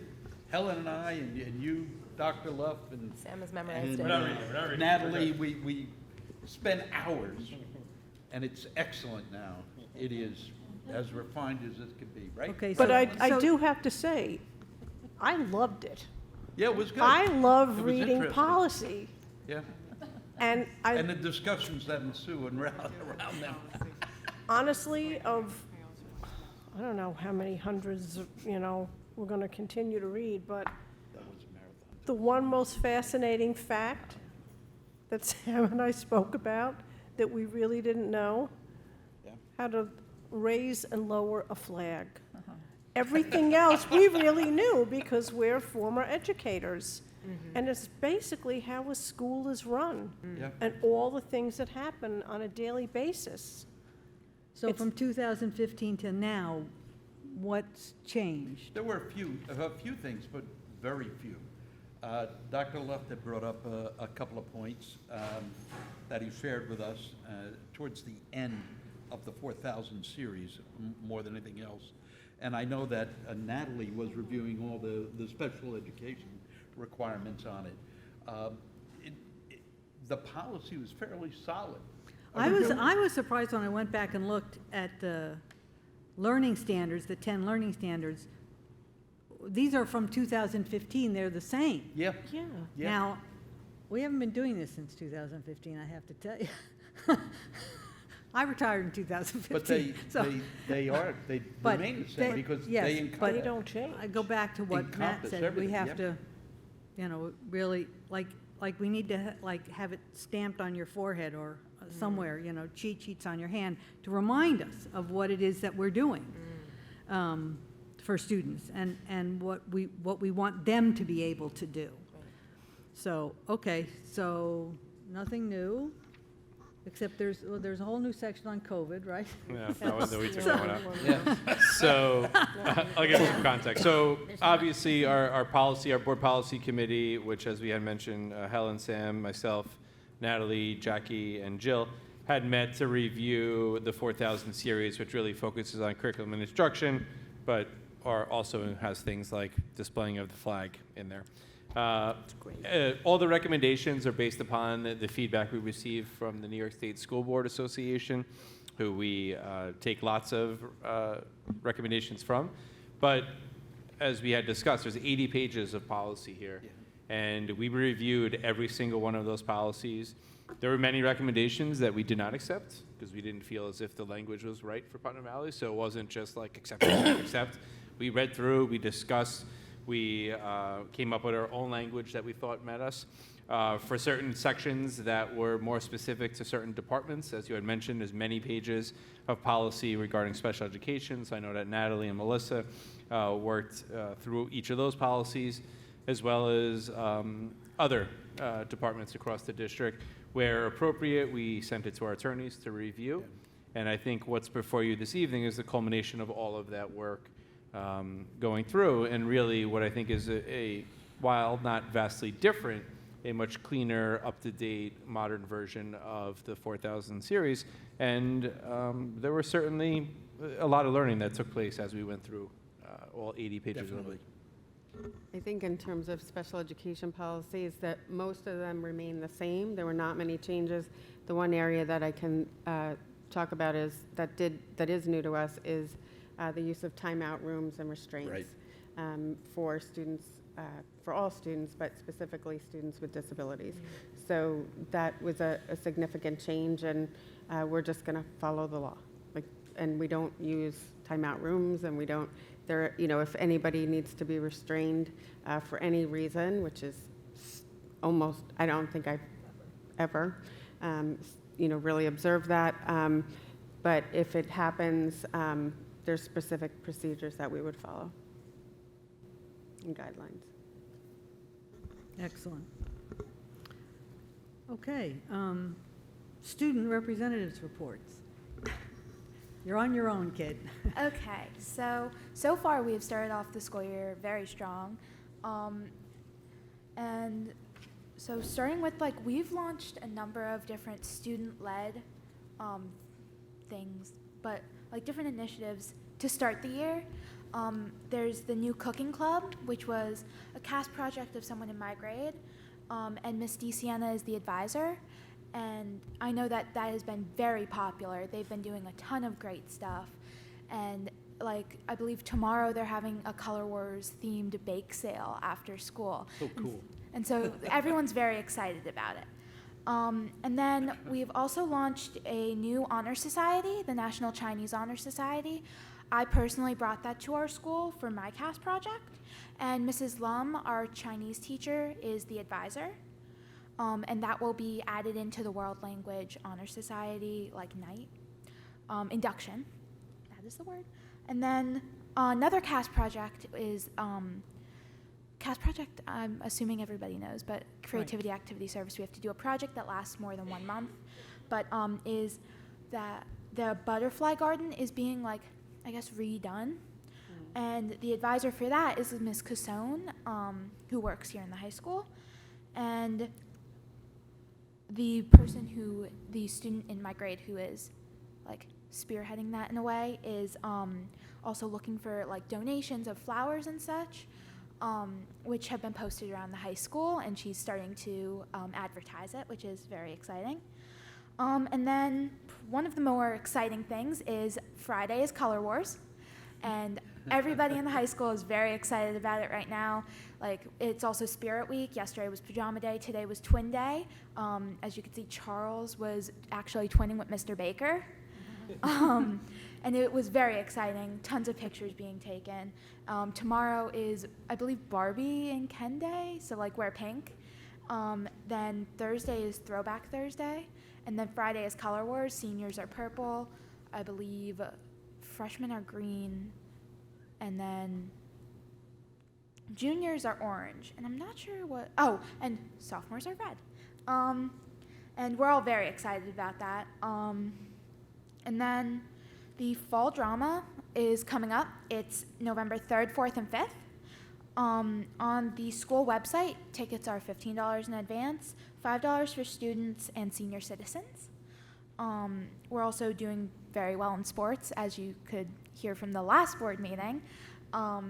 And we're getting ready to start a new season, the winter sports season, which is coming up soon. Oh, and then I heard before that something was mentioned about Science Olympiad, and I know that's going to make a lot of people very excited, because since Mr. McManus left last year, or announced that he was leaving last year, many people, especially in my grade, have been discussing it and trying to figure out who will be running that again. And yeah, I think that's all I have.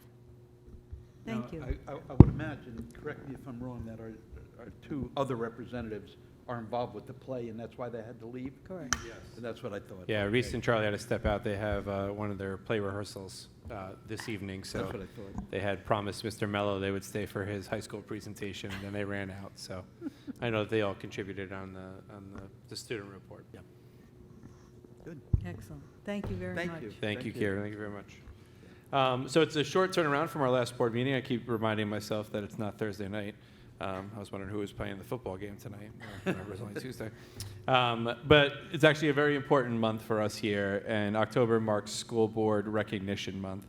So I want to quickly read a little excerpt from the New York School Board Association press release regarding School Board Recognition Month.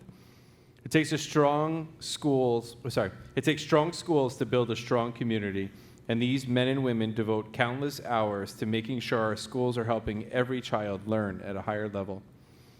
They make the tough decisions every month and spend many hours studying educational issues and regulations in order to provide the kind of accountability our community stakeholders expect.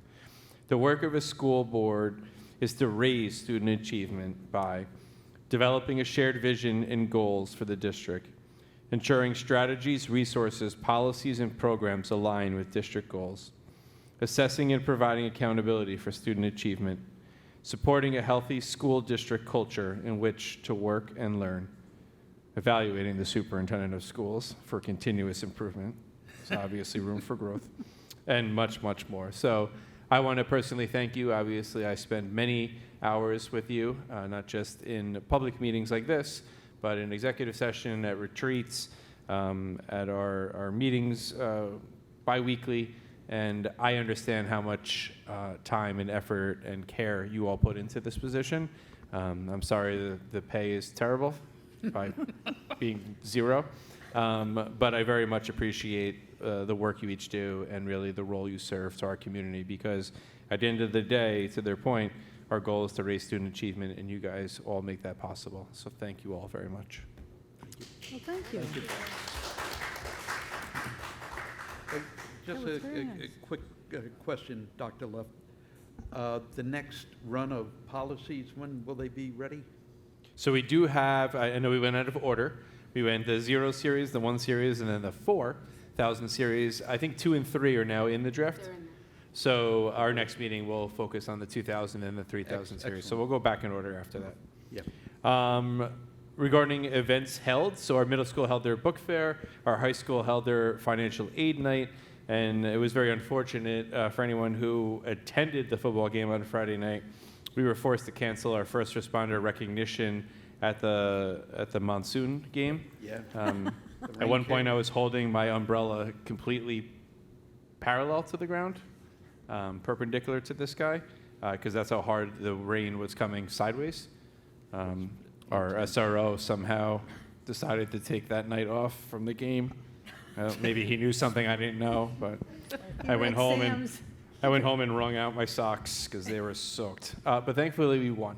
But we canceled the first responder night. Nobody wanted to stand out there in that torrential downpour to be recognized. But the good news is there's more opportunities coming. So tomorrow's a very busy day here in Putnam Valley. Our elementary school is holding their first responder read aloud. So I know we reached back out to those individuals who expected to participate on last Friday at the football game, and asked them to reconsider coming to the elementary school first responder read aloud if they hadn't signed up to already. So that's scheduled for tomorrow morning at 9:30. Our middle school first responder equipment and apparatus event is scheduled for Thursday. It'll run during the lunch periods. So it covers both the middle school and high school lunches, 10:30 to 1:30. So thank you to all of those agencies that are willing to send personnel and equipment here. As Mr. Mello had mentioned, tomorrow is also the high school principal listening hour. It's virtual, so make sure you click on the Zoom link beginning at 6 p.m. Tomorrow is also our college fair at the JV Mall, 6 p.m. to 8:30 p.m. And tomorrow is also, we do a very good job of spreading these things out, one of our parent learning series sessions. So this is hosted by Jackie Levine and Dr. Cameron Fajo from Assistant Superintendent of Instruction and Services at Pleasantville. And it's an introduction session for parents about artificial intelligence, large language models such as ChatGPT, and really all parents need to know to be able to support their students. So that is also scheduled for tomorrow evening. That's in person, that one. As Kieran mentioned, October 27th, Friday, is our Color Wars, so always exciting. And November 3rd, 4th, and 5th is the fall drama, The Play That Goes Wrong. Yeah. Other than that, she stole all my thunder. Is the Color Wars going to be a lot? Are they going to do ads and whatever like they did last year? Yes? Yes. Nice. Similar format to last year. Nice. Dan the Man Mahoney's all over it. You can see him. TV studio's been buzzing. Filming commercials, getting ready, setting up. Excellent. They're all ready to go. Okay, thank you. Thank you. I just can't believe it's almost November. Okay, so we're moving to new business. So the first resolution, please. Resolved on the recommendation of the superintendent of schools to adopt the 2023-24 district goals as per document 80/24 attached to the agenda and official minutes of this meeting. Second. Questions or comments? I'd like to reiterate kind of like what we said to Joe at the beginning, that our board goals will be, hopefully we'll finish them tonight, and then they can be part of that document also. Any other questions or comments? All in favor? Aye. Opposed? Abstentions? The resolution passes. Number 2, please. Resolved on the recommendation of the superintendent of schools to approve the first reading of revised policy 4000 curriculum and instruction series as per document number 78-24 attached to the agenda and the official minutes of this meeting. Second. Questions or comments? So this is the first reading. We'll have one more reading and approving. Is that correct? Correct. So likely at will our it be- next meeting, we'll have the second reading of the 4000 series, and we'll be scheduling a meeting of the Policy Review Committee to take a first look at the 2000-3000 series. Good. So these are not on our website, correct? The old one, the old 4000 series Correct. is, but these are not. They Okay. are not. All right. Until we approve them and then. They'll we be will- available in the board minutes when they're have to do a posted. second reading. Until we do a second. Yeah, and reading. it's visible on the agenda. So anyone who clicks on tonight's agenda in board docs, if they want to see what the proposed ones are, they're available in board docs. Okay. So if someone wants to compare the new versus the old, they're available for the community. Okay. All right, all in favor? Aye. Opposed? Abstentions? The resolution passes. Okay, I'd like to open it up for public comment on any topic. No?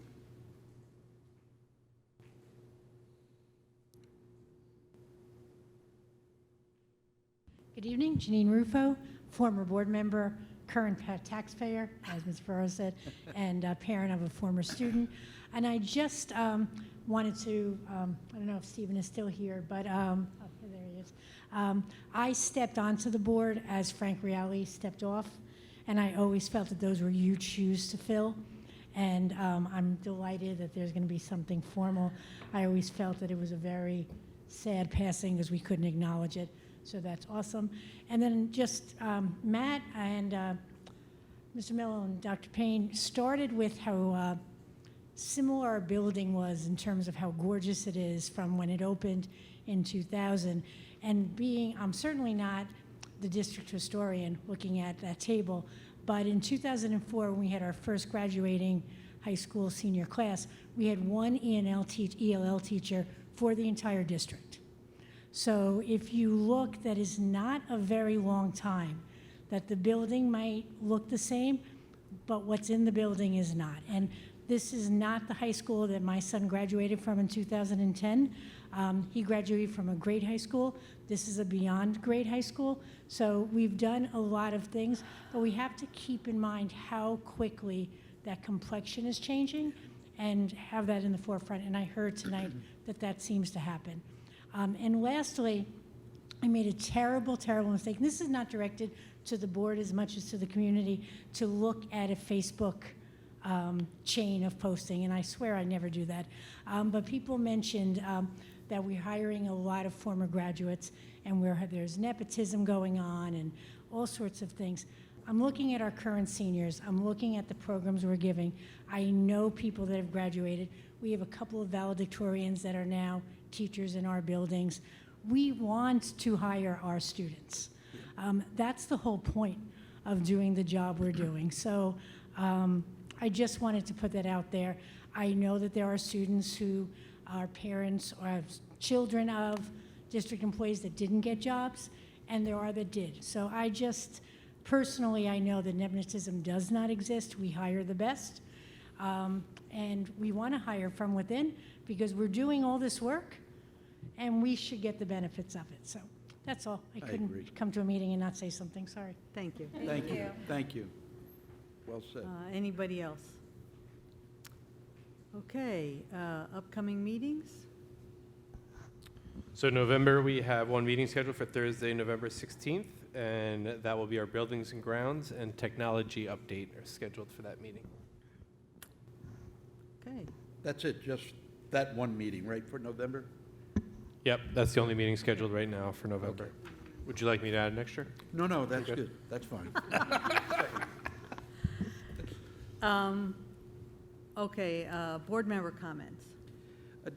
I'd like to put something out to the board and reflect on it, just think about it.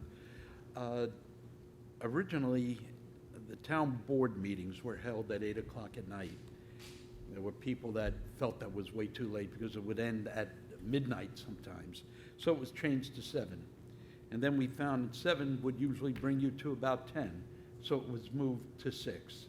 And everybody was home by about 8:30 in the wintertime. And I'm wondering, the darkness descending upon us with the change of the clock and winter approaching, think about perhaps changing the start time to 6.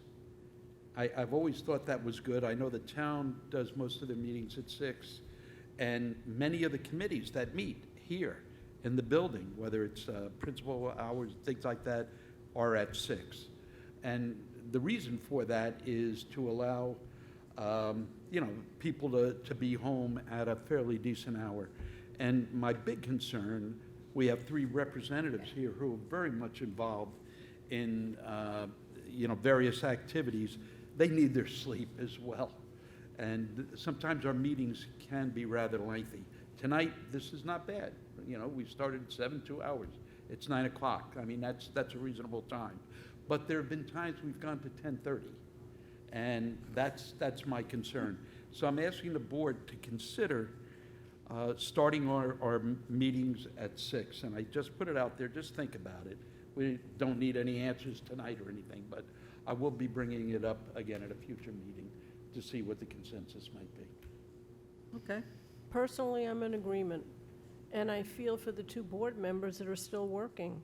Yeah, they got to get up in the morning. They've got to get up early Yeah. and go to work. Sam and I and you can sleep till 10. I only don't. wish. I I only wish I wish could, that but I was so. It's Just just to put it so out many there. times board meetings, they're relegated by community members of when they're going to get home. And we see such a riveting audience all the time, numerous amount of people. We really have to be concerned about, I think, what Sam's saying, Even with the town. perhaps an earlier start. They recently had a 6 o'clock public hearing on the Airbnb issues. It packed the house. I mean, they were there because if somebody cares about an issue, they'll rejuggle and they'll be in attendance. But you're right. My concern more than anything else, and you're right, Helen, I could sleep in if I wished to. our students who have to be here by, like 7:30 in the morning. I mean, that's tough. The number of staff members that we have that sit with That- us on that- this board as well. Yeah. Doctor left. All of the people who work in the district have That's to be true. here in the morning again to do their job. So I would be in favor of that. Are you saying I can't sleep till 10 tomorrow? No? Okay. Definitely not. I'll be here on time. If I can't, you can't. Okay. Does that it's just something we can discuss and decide, right? I think we could decide it at our next meeting Okay. in November. You think about it. I certainly would be in favor of a 6 o'clock start. Okay. I sent the board a summary from my notes from the NISBA Resolution Committee. In most of the things we were in favor of, they were highly in favor of all the people on the call. It did, my husband really pretty much freaked out because he kept saying, "Are you still on? Are you still on? Are you still on?" I'm like, yes. So it was 10 minutes to midnight before we ended. Yeah. And Jay Rorona, who's the parliamentarian, kept saying, "Please don't leave. We're down to 210. Now we're down to 209. We had to have 200 to have a quorum, but there were enough people that stayed till the very end that we could vote on everybody's resolutions. Although I think if they ever have this many again, I think they're going to have to do it differently because people just got tired by the end. It was really hard to have a really good discussion when you were just tired. But anyway, so I sent that. So the other thing is our goals. So I did hear from almost everybody, and I sent out a copy of the revised goals. So we're following the district goal of community, building a community of reflective learners, empowered educators, and engaged parents, all focused on making Putnam Valley a stronger school community. So as a Board of Education, we will, and 1, 2, 3, 4, 5, 6, 7, there's 8, which is a lot when I think of, every time I go through the policies and I think of all the things that we're responsible for, I was like, oh my gosh. Anyway, so first one was improve external communications and transparency by having more robust conversations at board meetings. I think that's good. I think we've talked about that. We talked about it at our retreat, that we really are going to try to do more of that. So any changes in that or things we need to, okay? No, The that's next good. one says, work to be present at major school events by discussing upcoming events and who is attending. I did hear that maybe we don't want to say that. For me, I would like to know, because if I can't go, and I know somebody else can, it kind of takes that off my heart. But I also understand that maybe people don't feel comfortable saying, well, I'm going to that or I'm going to that. I don't know. So I really like that goal. I think it's important that our community know that we're attending as many functions as we can in the district. That's a part of our job, is to support what's happening. I think that if parents and families and students and teachers are asked to attend, that's the very least that we can do when possible. Not that we can attend everything all the time. No. But that's why we have many of us as opposed to one. So I like that aspect a lot, actually.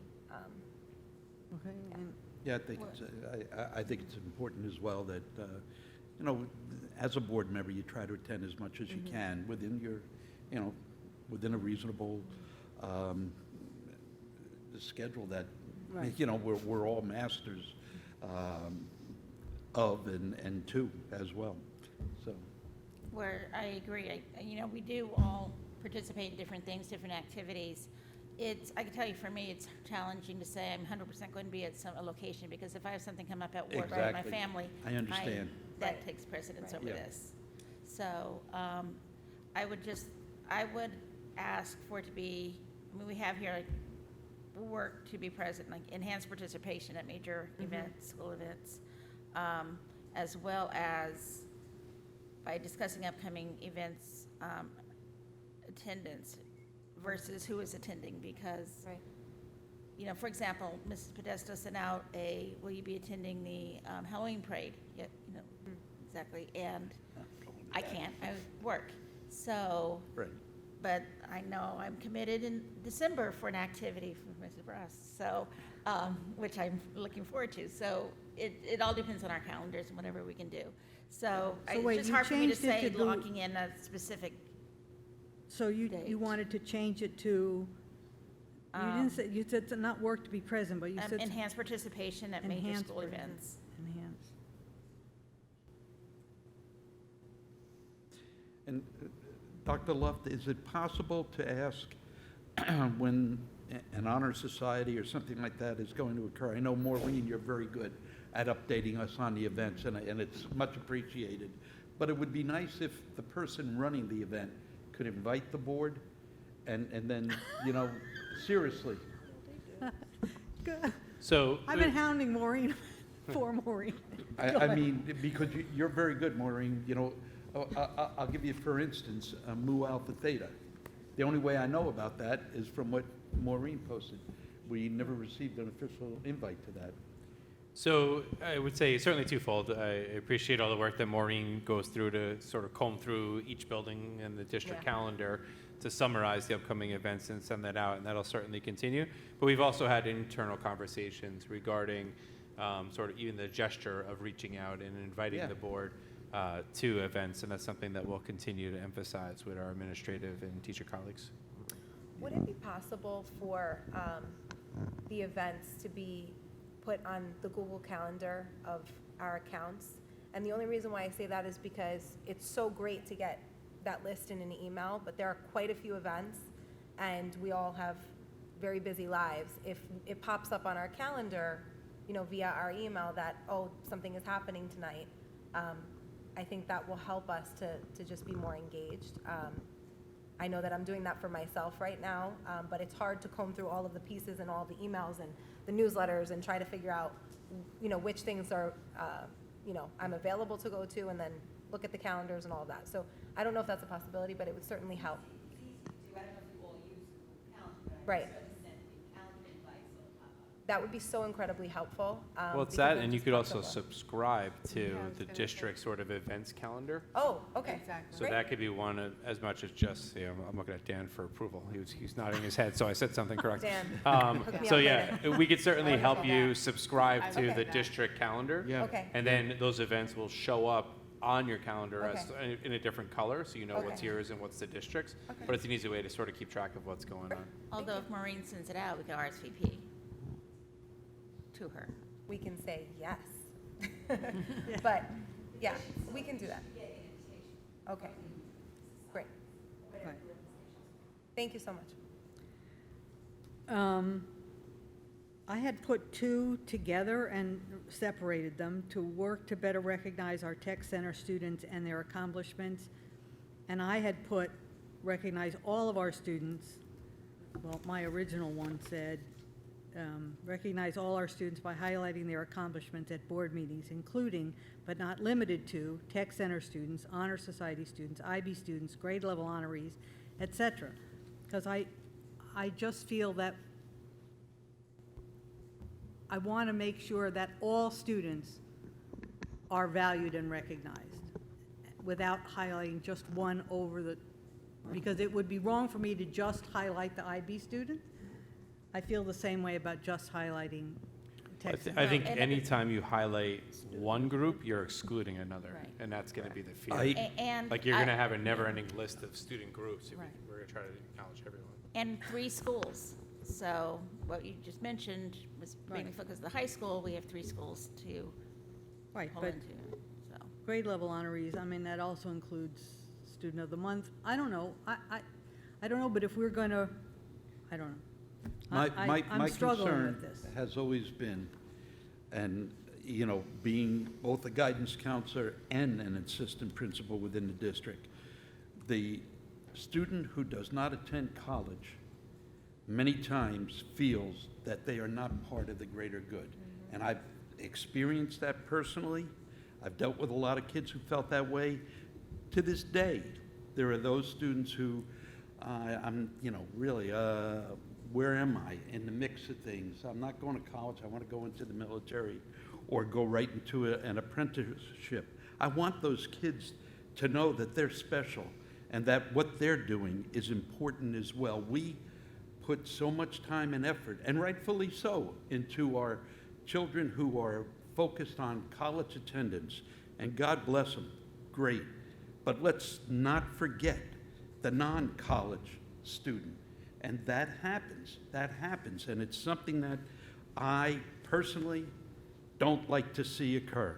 So when I say that we need to better recognize those students, whether it's tech center or kids who have their visions, slated to the military or an apprenticeship or the world of work, let's recognize them as well. We recognize our high-achieving students. We do that. We do that with the honor societies. We do that with the sign-ups for athletic scholarships at colleges. We do that recognition all the time, special ribbons, special medals that we give the kids as they graduate, and they deserve that. But let's not leave out that other contingent of students who are going to enter the world of work and provide those jobs that our society runs on. The plumber, the electrician, the carpenter, the auto mechanic, the heating, and those are all important also. Our military, God bless our military. That's what we need to do. We recognize the high-achieving student. I'm saying, let's make it a point that this board also pulls in those non-collegiate students. I don't want them left out. They should never be left out, not a student should. And I'm not saying we do that intentionally, no. But it happens, and we need to be more cognizant of that. I really feel very strongly So about it. you used a as different. a board goal. You used a different word other than tech center students. You said non. Collegiate.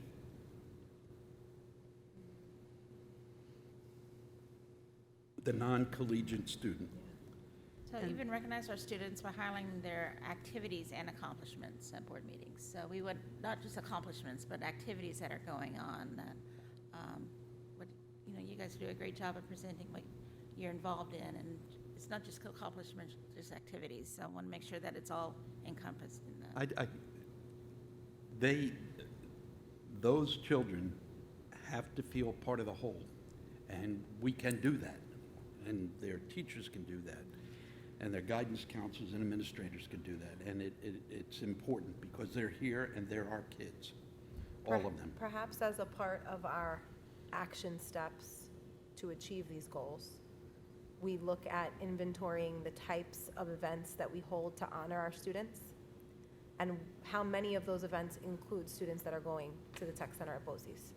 Or the military. Or the military, apprentice, right. Just really Non-collegiate. being able to make it more inclusive, because from an equitable standpoint, if there's a group that has been isolated, then all automatically excludes them based on our definition of all. So I think that we just need to be a little bit more cognizant about it and figure out, why is the reason that some students feel that they are not a part of our community if they are not achieving certain things that we've deemed as successful. So how would you write that as an action item? As an action, I would say do an inventory of celebratory events for our students to see how non-collegiate students are being recognized. Okay. Does that sound right? Does that sound like? Okay, I'll rewrite that one. Okay, then, review, revise, and update Board of Education policies and procedures. I know that there's a committee that's doing that. Right. Correct? Work with a common focus to pass a budget that keeps student learning as a focus. I like that add-on. That's excellent. Thank you, Barbara. Well, I agree. That's excellent. How about our taxpayers? So do we need to also encompass them in this? So keep student learning as a focus. Well, you would add to Being that fiscally recognize- responsible to our taxpayers. Being fiscally responsible to our community. That keeps student learning as a focus, as well as, what was, Fiscally responsible to our community. as well as being physically responsible to our taxpayers, right? Good, good. Yeah, that's good. Okay, improve internal communications through shared notices and updates of news, information, and concerns, and be present on steering committees. Yeah. Yes. I'll be on too. The second to last bullet, instead of, I'm always the one that says enhance instead of improve. I Huh? don't know, enhance internal communications versus improve. Okay, I don't know. Yeah, improve has a negative connotation to it. Right. so. okay, and be present on steering committees? So I am on 2 steering committees, elementary and middle. Next year, I hope to be, the principals allow me to, on all 3, because I'll have 1 child in every building next year. Okay. So I'll be at a lot of events next year. But I was on the steering committee for the last 2 years with Dr. Podesta at the elementary school. It is run beautifully. We have real conversations about what's happening. We give our input as parents, which is wonderful. And then Margaret is able to have that vantage point of what's happening in school from the parent point of view. We try to bring our students' point of view as well. And I'm excited to join the middle school steering committee for this year. I missed the first meeting, but I'll be at the others. Okay. Instead of steering committees, you want district committees? I mean, There's- it's part of the, it's like the overall umbrella is the district committees, right? For example, we're on the audit committee. That's not on this, is it being specific to steering committees as the building committees? I don't know what this, just to I think there's a clarify. district steering committee as well, right? Yeah, we just don't use that, we use district advisory. Okay. So maybe district committees makes it not so specific to the just the building. steering committees I versus agree. An umbrella. policy committee. Like we met today as a committee going over the board protocols. And you guys do So- the policy committee. We have a policy committee, so I would think district committees would capture more than just the 3 Yeah. steering committees in each building. And I would not make it so black and white, be present. No, I would say work to be present. I like the way that's worded. And Enhanced Barbara, you would, presence. you know, work to be present at most steering or district committees. On Yeah, district committees. because all of Okay. us can't be present at every single one of them. Well, and sometimes shouldn't, you know, Exactly, Um, exactly. especially if we're talking about, you know. Okay, Good. okay, anything else? I'll retype these and send them out, and you can, if it doesn't reflect what we've discussed, because my notes are bad, you can correct me and send them back, okay? Because we've had the discussion in public. Yes. I would also like to say, Janine Rufo addressed it, but I would also like to address the comments that and concerns expressed at our last meeting on the issue of hiring. Hiring for each and every position in the district is handled in the same professional manner. We focus on hiring the best candidate for each position, no matter what that is, and that is our primary consideration when offering somebody a position, is their qualifications. Okay. Okay, so that's all I have. I don't know if anybody else has questions or comments. Anything else? Okay, I'd like a motion to adjourn. So moved. Seconded? Second. All in favor? Aye. Aye. Good night. Happy Halloween.